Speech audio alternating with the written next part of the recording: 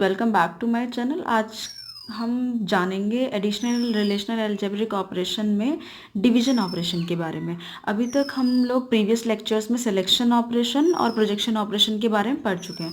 तो ऑलरेडी यहाँ पे मैंने कुछ की पॉइंट्स लिखे हुए हैं। तो फर्स्ट है हमारा if R1 X, R1 is a relation, X is a attribute. तो R1 equals to R1Z divided R2Y।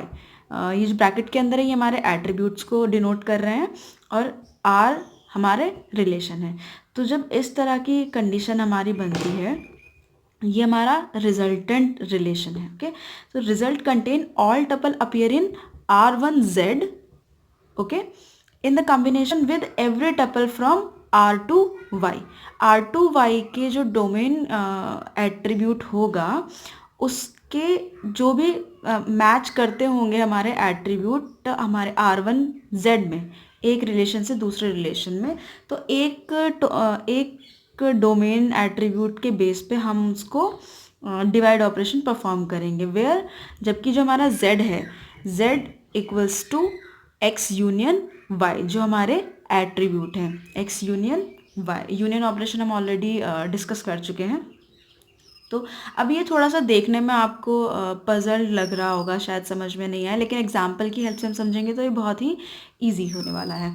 Will contain R1 minus R2, फिर और ये बेस्ट सूटेड है फॉर ऑल कंडीशन के लिए, जहाँ पे ऐसा कुछ दिया होता है कि यहाँ पे भी सारी चीज़ें कैलकुलेट करके बताइए। अभी तक सिर्फ हम नाम कैलकुलेट कर रहे थे, रो और टपल, ये फॉर ऑल कंडीशन के लिए सुटेबल है। तो अभी एक एग्जांपल से देखते हैं कि अगर एक एग्जांपल में late relation R1 having 2 attribute, अगर एक रिलेशन है उसमें 2 एट्रीब्यूट है और रिलेशन R2 है उसमें एक एट्रीब्यूट है, दैट इज B। कि यहाँ पे A और B है, यहाँ पे रिलेशन 2 है उसमें सिर्फ एक एट्रीब्यूट है with the same domain as in R1। मतलब ये जो B है एक डोमेन हमारा सेम होना चाहिए। ओके, तो एग्जाम्पल से देखते हैं। ये हमारा 2 एग्जाम्पल मैंने यहाँ पे लिए हैं। फर्स्ट एग्जाम्पल है, यहाँ पे 2 टेबल है, एक स्टूडेंट टेबल है और हॉबी टेबल। तो यहाँ पे क्या, जैसे भी हमने पढ़ा है कि हमारा एक एट्रीब्यूट सेम है, तो यहाँ पे क्या करना है, मैं find name of student who involve in all activities. जैसा भी देखा था हमने, फॉर ऑल कंडीशन के लिए सुटेबल होता है, फॉर ऑल द एक्टिविटीज़। कहने का मतलब ये है कि एक ऐसे स्टूडेंट्स का नाम फाइंड करना है जो हॉबी नाम की एक टेबल है हमारे पास, इसमें कौन कौन सी एक्टिविटीज़ है, डांस और सिंगिंग। ऐसे स्टूडेंट्स का नाम हमें फाइंड करना है जो ये दोनों एक्टिविटीज़ कर रहे हों। ओके, तो शुरू करते हैं। यहाँ पे जैसे हम टेबल से देख सकते हैं, ABC एक बच्चा है जो डांस एक्टिविटी में पार्टिसिपेट करता है, फिर ABC वो सिंगिंग में पार्टिसिपेट करता है। तो इस तरीके से क्या हो रहा है कि ये जो ABC है वो दोनों एक्टिविटीज़ में पार्टिसिपेट कर रहा है। RPS सिर्फ डांस में पार्टिसिपेट कर रहा है, XYZ सिर्फ सिंगिंग में पार्टिसिपेट कर रहा है। तो इस तरीके से जो ABC है वो हमारा क्या हो जाएगा, स्टूडेंट का नाम फाइंड हो जाएगा, क्योंकि वो इन दोनों एक्टिविटीज़ में पार्टिसिपेट कर रहा है। यही होता है हमारा डिवीजन ऑपरेशन। इसमें कैसे आएगा, स्टूडेंट डिवाइड साइन एक्टिविटीज़, दोनों टेबल डिवाइड कर दिया तो क्या फाइंड करेगा कि ये वाली जो पूरी की पूरी टेबल है यहाँ पे मैच होनी चाहिए, ये दोनों एक्टिविटी इन दोनों से मैच होना चाहिए। और वो किस बेसिस पे होगा, हमारे एक्टिविटी, ये हमारा डोमेन एट्रीब्यूट हो गया यहाँ पे।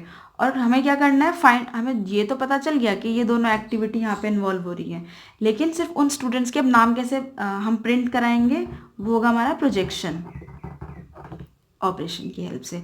तो इसका आउटपुट, अभी सिर्फ इसको हम हटा देते हैं, तो इसका आउटपुट क्या आने वाला है, ABC ABC और ये डांस और सिंगिंग, ये हमारा आउटपुट आएगा। ओके, फिर हमें क्या करना है, यहाँ पे सिर्फ इनका नाम हमें प्रिंट कराना है, तो उसके लिए हम करेंगे प्रोजेक्शन ऑपरेशन। और जब हम ये लगाएंगे यहाँ पे तो हमारा आउटपुट होगा जो हमें एक्चुअल में चाहिए था, नेम ABC। और क्योंकि जो प्रोजेक्शन ऑपरेशन है वो मल्टीपल टपल्स को रिमूव कर देता है, तो ये क्योंकि मल्टीपल आ रहे थे यहाँ पे, तो सिर्फ नाम जो है हमारा वो सिंगल टाइम प्रिंट होगा। ओके, तो हमें फाइनली पता चल गया कि ये इस नाम का बच्चा है जो दोनों एक्टिविटीज़ में, फॉर ऑल एक्टिविटीज़ में पार्टिसिपेट कर रहा है। थोड़ा सा और क्लियर इस दूसरे एग्जाम्पल की हेल्प से समझने की कोशिश करते हैं। एक रिलेशन है R1, R2, R3 और R4। तो हमें R1 डिवीजन R2 अप्लाई करना है। अब हमें ये देखना है कि ये जो R2 है ये हमारा कॉमन टपल है, इस बेस पे हमें फाइंड करना है ये। अब इनमें से हमें आउटपुट में हमारा क्या आएगा, जो है A एट्रीब्यूट जो होगा हमारा, उसमें क्या प्रिंट होगा, B2 किस किस के साथ इन्वॉल्व है, A1 में इन्वॉल्व है B2, तो यहाँ पे A1 होगा। फिर B2 A2 के साथ भी है, फिर B2 हमारा A3 के साथ भी है, और B2 हमारा A4 में भी एग्जिस्ट करता है।